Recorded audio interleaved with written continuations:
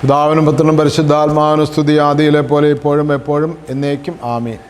മാറാനാത്ത YouTube ചാനലിലൂടെ ദൈവവചനം ശ്രവിക്കുന്ന എല്ലാ പ്രിയപ്പെട്ടവർക്കും ക്രിസ്തു യേശുവിൻ്റെ നാമത്തിൽ സ്നേഹവന്ദനം മുന്നമേ അറിയിക്കട്ടെ. ഒരിക്കൽ കൂടെ നമ്മളെ പൂർണ്ണമായി സമർപ്പിച്ച് പ്രാർത്ഥിക്കാം. നാം തുടർച്ചയായി കേട്ടുവന്നുകൊണ്ടിരിക്കുന്ന വചന ശുശ്രൂഷ കൂട്ടായ്മയുടെ ലക്ഷ്യമാണ്, അല്ലെങ്കിൽ കൂട്ടായ്മയെക്കുറിച്ചാണ്. അതുകൊണ്ട് പ്രിയമുള്ളവരെ, വീണ്ടും നമുക്ക് കൂട്ടായ്മ കഴിഞ്ഞ ദിവസം നിർത്തിയെടുത്ത് നമുക്ക് തുടങ്ങാം. കഴിഞ്ഞ ദിവസം നമ്മൾ യോഹന്നാൻ്റെ സുവിശേഷം 15-ാമത്തെ അധ്യായത്തിൽ നിന്നാണ് നമ്മൾ ധ്യാനിച്ചത്. ദൈവത്തിൻ്റെ തിരുഹിതമനുസരിച്ച് യേശുക്രിസ്തുവിനോട് ചേർന്ന് നിൽക്കുന്നവർക്ക് മാത്രമേ കൂട്ടായ്മയുള്ളൂ, അല്ലാത്തതെല്ലാം ഉണങ്ങിയ ശാഖ പോലെ ആയിപ്പോകുമെന്ന് നാം കേട്ടു. ഇന്ന് നമുക്ക് പ്രാർത്ഥിച്ച് ആരംഭിക്കുന്നത് കൂട്ടായ്മയുടെ ലക്ഷ്യത്തെക്കുറിച്ചാണ്. ഒരു വാക്കിങ്ങനെ പ്രാർത്ഥിക്കാം. നിത്യനും വാഴ്ത്തപ്പെട്ടവനുമായി ഞങ്ങളുടെ സ്വർഗ്ഗപിതാവേ, നല്ല സമയത്തിനായി നന്ദിയോടെ സ്തുതിക്കുന്നു, സ്തോത്രം ചെയ്യുന്നു, മഹത്വപ്പെടുത്തുന്നു. തിരക്തത്താൽ ഞങ്ങളെ കഴുകണമേ, വിശുദ്ധീകരിക്കണമേ, നന്മകളാലും ഐശ്വര്യങ്ങളാലും നിറയ്ക്കണമേ. പരിശുദ്ധ അമ്മേ, ദൈവമാതാവേ, കൂട്ടായ്മയെക്കുറിച്ച് ഞങ്ങൾ വചനത്തിൽ നിന്ന് സംസാരിക്കുമ്പോൾ തൃത്വവുമായിട്ടുള്ള കൂട്ടായ്മയും മനുഷ്യരായിട്ടുള്ള കൂട്ടായ്മയും ദൈവരാജ്യത്തിൻ്റെ കൂട്ടായ്മയിൽ ഞങ്ങളെല്ലാവരും ഒത്തുചേരുന്നതിനു വേണ്ടി അമ്മ പ്രാർത്ഥിക്കണമേ. സകല വിശുദ്ധന്മാരെ, ശുദ്ധിമതികളെ പ്രാർത്ഥിക്കണമേ. യേശുവിൻ്റെ അൻപുള്ള നാമത്തിൽ സമർപ്പിച്ച് പ്രാർത്ഥിക്കുന്നു. കൃപയോടെ കേട്ട് തരുമാറാകണമേ. ആമീൻ. ഹല്ലേലൂയ. പ്രിയമുള്ളവരെ, ക്രിസ്തീയ വിശ്വാസികൾ തമ്മിലുള്ള കൂട്ടായ്മ വളരെ പ്രധാനമുള്ളതാണ്. ഇന്ന് നമുക്ക് കൂട്ടായ്മ സത്യത്തിലില്ല. കാരണം അതുണ്ട് എന്ന് പറയുന്നു എന്ന് മാത്രമല്ല. കാരണം നമുക്ക് ദൈവവുമായിട്ടുള്ള, യേശുക്രിസ്തുവുമായിട്ടുള്ള, പരിശുദ്ധാത്മാവുമായിട്ടുള്ള യഥാർത്ഥ കൂട്ടായ്മയില്ലാത്തതുകൊണ്ട് നമ്മൾക്ക് നമ്മുടെ വ്യക്തിജീവിതത്തിലും കുടുംബജീവിതത്തിലും പൊതുവെ കൂട്ടായ്മ കുറവാണ്. കൂടി ജീവിക്കുന്നു എന്നുള്ളതല്ലാതെ ഐക്യമില്ല, അഗാപ്പെ, സ്നേഹത്തിൻ്റെ പൂർണ്ണതയില്ല. അതുകൊണ്ട് പ്രിയമുള്ളവരെ,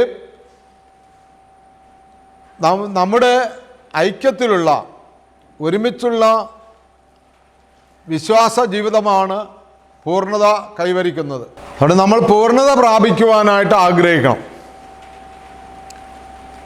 റോമാലേഖനം 1-ാം അധ്യായം 11-12 വാക്യങ്ങൾ നമ്മൾ വായിക്കുമ്പോൾ പൗലോസ്ലീഹ പറയുന്നുണ്ട്, ആത്മാവിൻ്റെ നൽവരം നിങ്ങൾക്ക് തരുന്നതിനും ഞാൻ അത്യധികമായി കാംക്ഷിച്ചു കൊണ്ടിരിക്കുന്നു. അങ്ങനെ നിങ്ങളുടെയും എൻ്റെയും വിശ്വാസം മൂലം നമുക്ക് ഒരുമിച്ച് ആശ്വാസം പ്രാപിക്കുവാൻ ഇടയാകട്ടെ എന്ന് പൗലോസ്ലീഹ പറയുന്നുണ്ട്. അപ്പോൾ എല്ലാവരും ഒരുമിച്ച് ഐക്യത്തോടെ ജീവിക്കണമെന്ന് നമ്മൾ ആഗ്രഹിക്കുന്നു, നമ്മൾ ആഗ്രഹിക്കണം, നമ്മൾ പ്രാർത്ഥിക്കണം. ഇന്നത്തെ കൂട്ടായ്മ എന്ന് പറയുന്നത് ഛിന്ന ഭിന്നമാണ്. എല്ലാവരും അവരവരുടെ ഇഷ്ടങ്ങൾക്കനുസരിച്ച്, അവരവർക്ക് ലഭിച്ച നിർദ്ദേശങ്ങളൊക്കെ അനുസരിച്ച് അവരവരുടെ സ്വന്തം എന്ന് പറയുന്നുള്ളൂ. സൗഹാർദ്ദമുണ്ടെന്ന് പറയുന്നെങ്കിലും സഭകൾ തമ്മിലാണെങ്കിലും വ്യക്തികൾ തമ്മിലാണെങ്കിലും കുടുംബങ്ങൾ തമ്മിലാണെങ്കിലും കാര്യത്തോടടുത്ത് വരുമ്പോൾ എല്ലാവരും അവനവൻ്റെ സ്വാർത്ഥതയും അവനവൻ്റെ ഇഷ്ടങ്ങളുമാണ് പ്രഘോഷിക്കുന്നത്. ക്രിസ്തുവിൻ്റെ യഥാർത്ഥമായ സ്നേഹത്തിലേക്കോ സമർപ്പണത്തിലേക്കോ നമ്മൾ വരുന്നില്ല. യോഹന്നാൻ്റെ സുവിശേഷം 17-ാം അധ്യായം 22-23 വാക്യങ്ങൾ നമ്മൾ വായിക്കുമ്പോൾ ഇപ്രകാരം എഴുതപ്പെട്ടിരിക്കുന്നു, എന്നിലും പിതാവേ ഞാൻ അങ്ങയിലും ആയിരിക്കുന്ന പ്രകാരം അവർ നമ്മിൽ ഒന്നായിരിക്കുവാൻ, എല്ലാവരും ഒന്നാകുവാൻ വേണ്ടി തന്നെ അവിടുന്ന് എനിക്ക് തന്നതായ മഹത്വം ഞാൻ ഇവർക്കായി കൊടുത്തു. ആയത് നാം ഒന്നായിരിക്കുന്ന പ്രകാരം ഇവരും ഒന്നായിരിക്കാൻ തന്നെ, ഇവർ പൂർണ്ണമായി ഒന്നായിരിക്കാനും അങ്ങ് എന്നെ അയച്ചുവെന്നും അങ്ങ് എന്നെ സ്നേഹിച്ച പോലെ ഞാൻ ഇവരെ സ്നേഹിച്ചുവെന്നും ലോകമറിവാനുമായി ഞാൻ ഇവരിലും അവിടുന്ന് എന്നിലും ആയിരിക്കട്ടെ. യേശു ദൈവത്താൽ അയക്കപ്പെട്ടതാണെന്ന് ലോകമറിയുന്നതിന് പിതാവും പുത്രനും പരിശുദ്ധാത്മാവും നാം ഓരോരുത്തരും വിശുദ്ധരും ശുദ്ധിമതികളും സ്വർഗീയ മാലാഖമാരും സംഘങ്ങളും എല്ലാവരും ഒന്നായിരിക്കണം. ആ ഒന്നാകുമ്പോൾ മാത്രമേ ആ ലക്ഷ്യപ്രാപ്തിയിലേക്ക്, ആ ലക്ഷ്യത്തിൻ്റെ പൂർണ്ണതയിലേക്ക് നമ്മൾ എത്തിച്ചേരുന്നുള്ളൂ. അതുകൊണ്ട് പ്രിയമുള്ളവരെ, ദൈവത്താൽ ഐക്യപ്പെട്ടതാണ് യേശുക്രിസ്തു എന്ന് നമ്മളുടെ ഐക്യം കൊണ്ടാണ് ലോകം അറിയുന്നത്. നമ്മൾക്ക് ഐക്യമില്ലെങ്കിൽ യേശുക്രിസ്തു ദൈവത്താൽ ഐക്യപ്പെട്ടതെന്ന് അറിയില്ല. അതിന് ഒരുപാട് ഉദാഹരണങ്ങളുണ്ടല്ലോ. നമ്മുടെ ജീവിതത്തിൽ നമുക്ക് തന്നെ കാണാൻ കഴിയുന്ന കാര്യങ്ങളാണ്. ഇന്ന് ലോകമെങ്ങും പലരും അഭിപ്രായപ്പെടുന്നത് യേശുക്രിസ്തു ദൈവപുത്രനാണെന്നല്ല, യേശുക്രിസ്തു ഒരു നവോത്ഥാന നായകനാണ്. ലോകത്തിലുള്ള പല നവോത്ഥാന നായകന്മാരെ പോലെ, പല തത്വചിന്തകന്മാരെ പോലെ യേശുക്രിസ്തുവും ഒരു നവോത്ഥാന നായകനായിരുന്നു, ഒരു തത്വചിന്തകനായിരുന്നു, ഒരു വിപ്ലവ പ്രസ്ഥാനം തന്നെ ഉണ്ടാക്കിയെന്നൊക്കെ പറയുന്ന ആളുകളുമുണ്ട്. അത് എന്തുകൊണ്ടാണ് അങ്ങനെ സംഭവിച്ചതെന്ന് ചോദിച്ചാൽ, ക്രിസ്ത്യാനികൾക്ക് യേശുക്രിസ്തുവിനെ കൂട്ടായി ഐക്യത്തോടെ ദൈവപുത്രനാണെന്ന് ലോകത്തിന് വെളിപ്പെടുത്തി കൊടുക്കാൻ കഴിഞ്ഞില്ല എന്നുള്ളതാണ്. സാധിച്ചില്ല. അത് വലിയൊരു പോരായ്മയായിട്ട് ഈ കാലഘട്ടത്തിൽ നമ്മൾ കാണണം.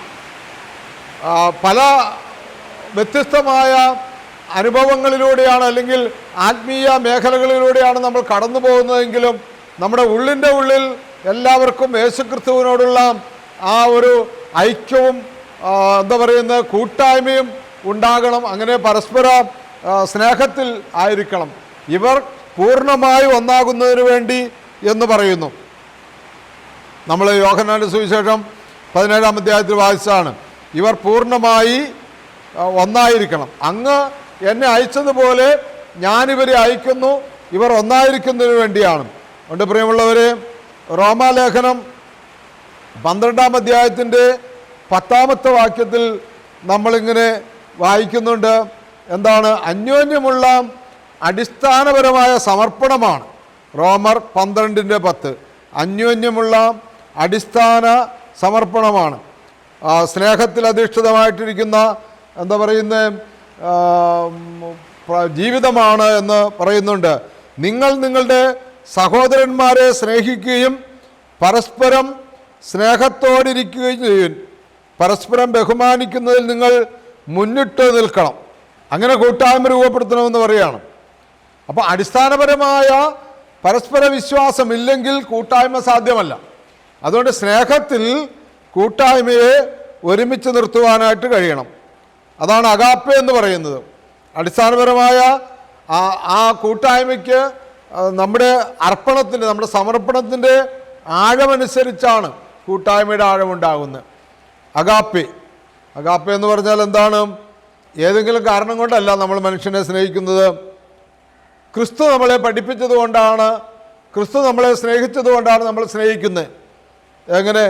ഒരു മനുഷ്യൻ്റെ സ്വഭാവം മനസ്സിലാക്കിക്കൊണ്ടല്ല, അവൻ്റെ സ്വഭാവം ഏതായാലും നാം അവനെ സ്നേഹിക്കണമെന്നുള്ളതാണ് ക്രിസ്തീയ കൽപ്പന.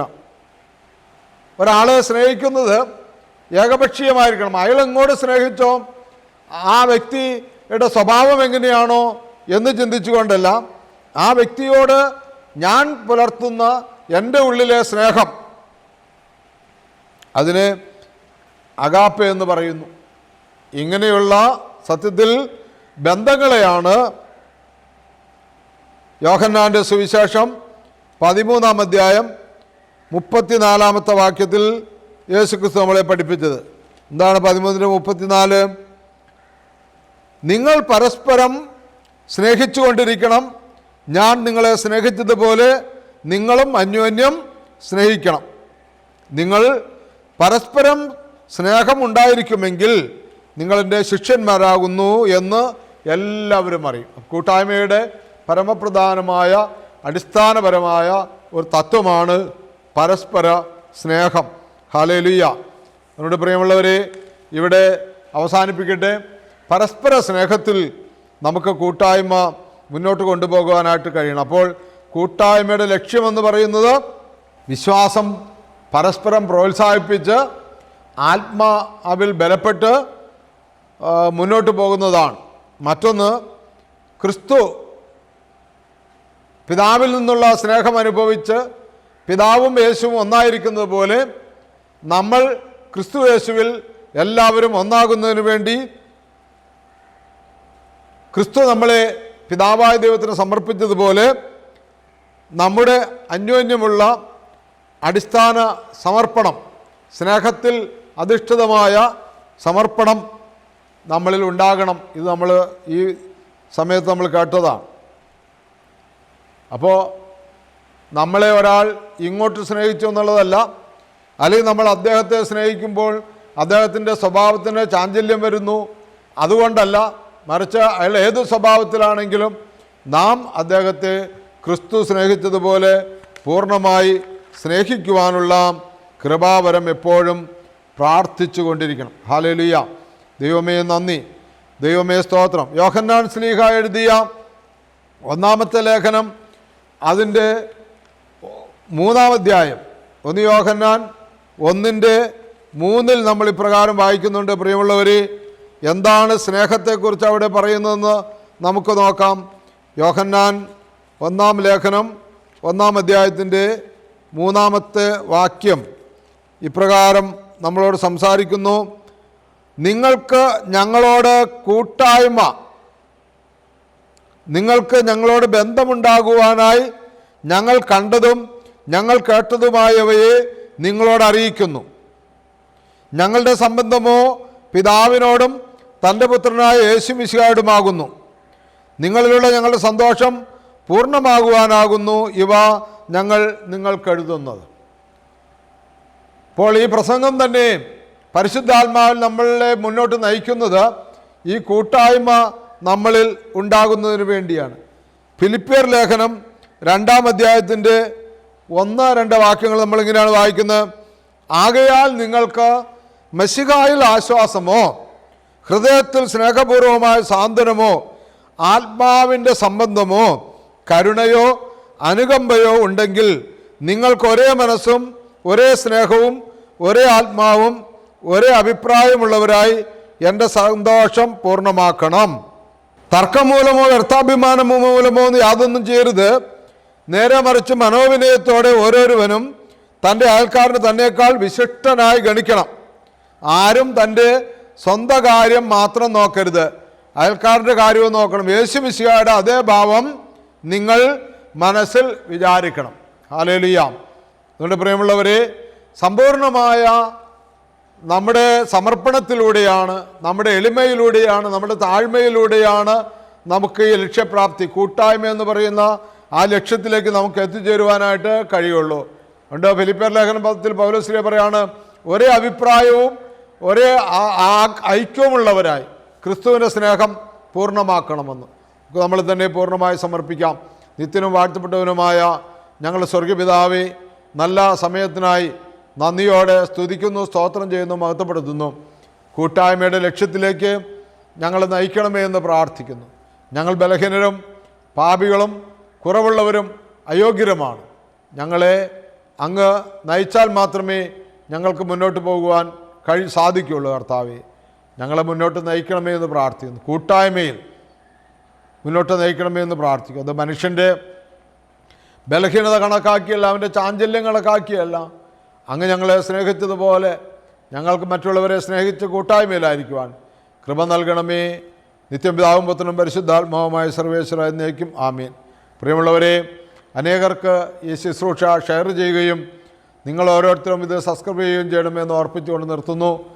വരുന്ന ദിവസങ്ങളിൽ, വരുന്ന ബുധനാഴ്ച പ്രേക്ഷിത പരിശീലന ധ്യാനം നടക്കുന്നുണ്ട്. നിങ്ങൾ ആ ധ്യാനത്തിൽ വന്ന് പങ്കെടുക്കണമേ എന്ന് ഓർപ്പിക്കുന്നു. ബുധനാഴ്ച വൈകുന്നേരം 4 മണിക്ക് ആരംഭിച്ച് ശനിയാഴ്ച ഉച്ചയ്ക്ക് തീരത്തക്കവണ്ണം ക്രമീകരിച്ചിരിക്കുന്ന ധ്യാനത്തിലേക്ക് എല്ലാവരെയും ഏറെ സ്നേഹത്തോടെ ഹാർദവമായി സ്വാഗതം ചെയ്യുന്നു. അങ്ങനെ നമുക്ക് കൂട്ടുത്തരവാദിത്വത്തോടു കൂടി ദൈവരാജ്യത്തിൻ്റെ വേലക്കിറങ്ങാം. ദൈവം നമ്മളെ സഹായിക്കട്ടെ.